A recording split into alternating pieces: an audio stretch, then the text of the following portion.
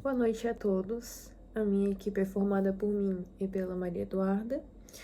E o nosso trabalho das análises das demonstrações financeiras consolidadas será sobre a Taesa, referente ao exercício de 2024. Escolhemos a Taesa não apenas por ser uma gigante no setor elétrico, mas também pela complexibilidade da sua estrutura societária. Ela é um verdadeiro estudo de caso para entendermos na prática a diferença entre consolidar uma empresa controlada e aplicar a equivalência patrimonial em grandes parcerias, exatamente como o professor solicitou nas nossas instruções. Então, vamos lá.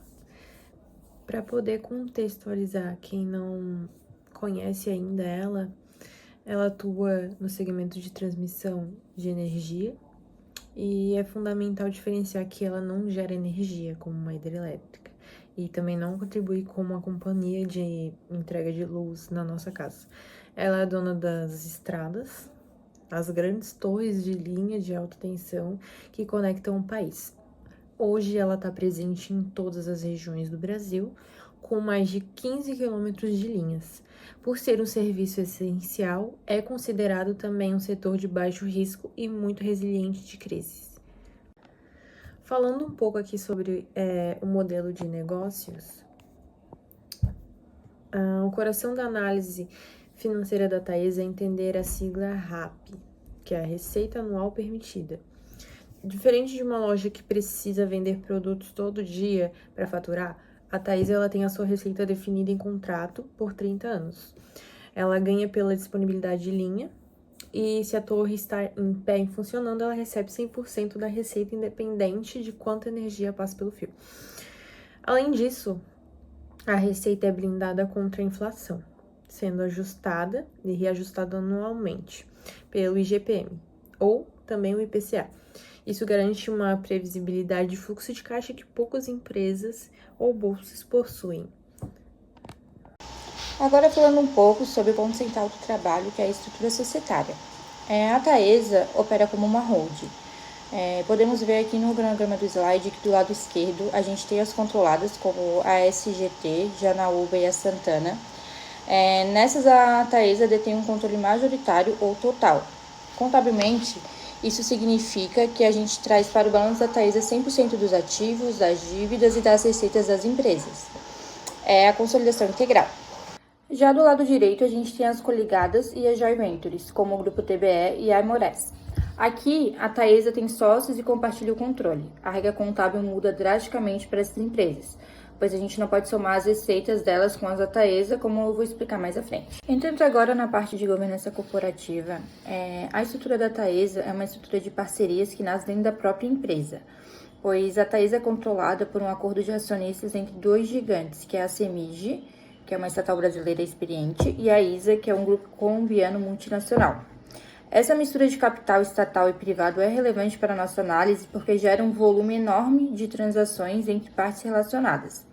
A Taesa acaba contratando serviços ou pagando dividendos para esses grupos, e nosso papel como analista é verificar nas notas explicativas se essas relações são saudáveis. Referente aos destaques financeiros, voltado para a análise do primeiro semestre de 2024, a Taesa reportou um lucro IFRS de 777 milhões e um EBITDA regulatório de 521 milhões. O que chama atenção é a margem EBITDA, que é de 83%. Para quem não está acostumado, isso é altíssimo. Significa que a cada R$100 que entram de receita, 83 viram caixa operacional. Isso acontece porque a empresa não tem custo de mercadoria vendida, que no caso seria o CMV. Ela tem apenas o custo de operação e manutenção, que são muito baixos comparados à receita garantida. Por outro lado, construir essas linhas exige um capital gigantesco e por isso a estrutura de capital da empresa é alavancada.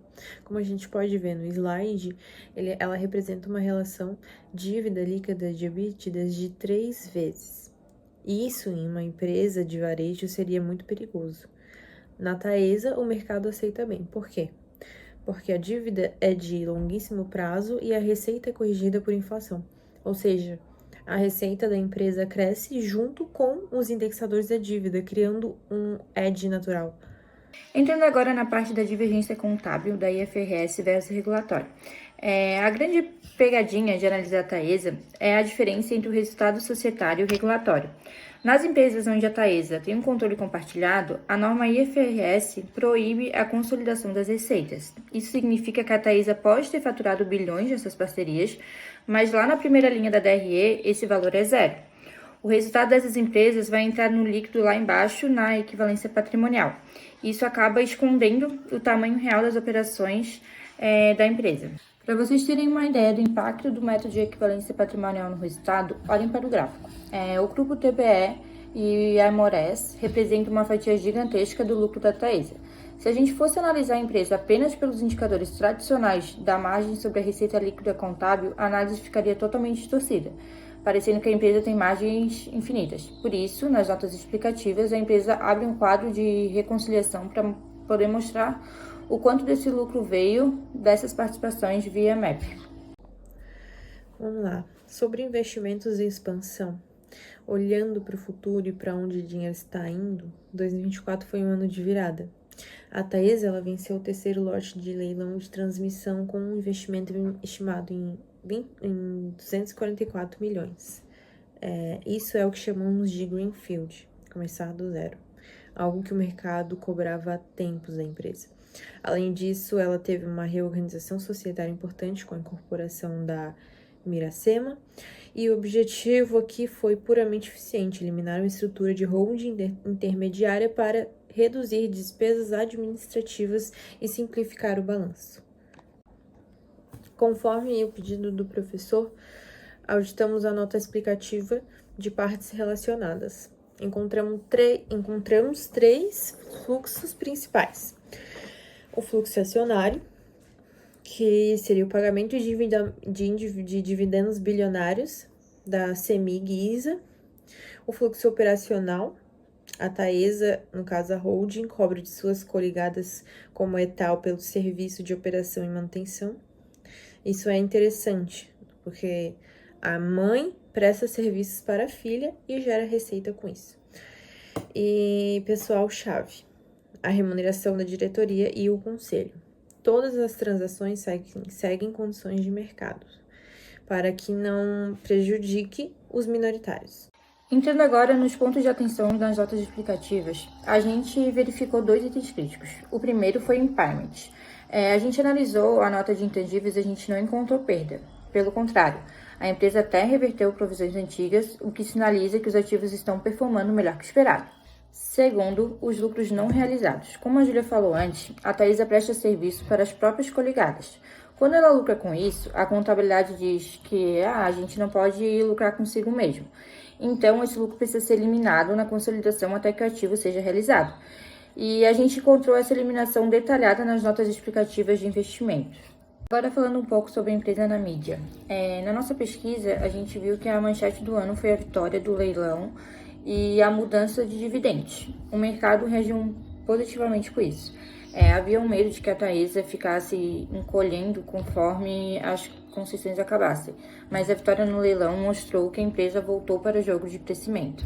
Além disso, a notícia sobre a mudança na política de dividendos, que agora é baseada no lucro regulatório, foi vista como uma medida que traz mais sustentabilidade ao caixa da empresa. E para concluir, a Taesa foi um excelente objeto de estudo para a gente. Ela permitiu ver na prática como diferentes métodos contábeis convivem no mesmo balanço e como isso afeta a leitura dos indicadores financeiros. A gente espera ter demonstrado com clareza os conceitos de controle, equivalência e partes relacionadas exigidas. E é isso. Muito obrigada a todos.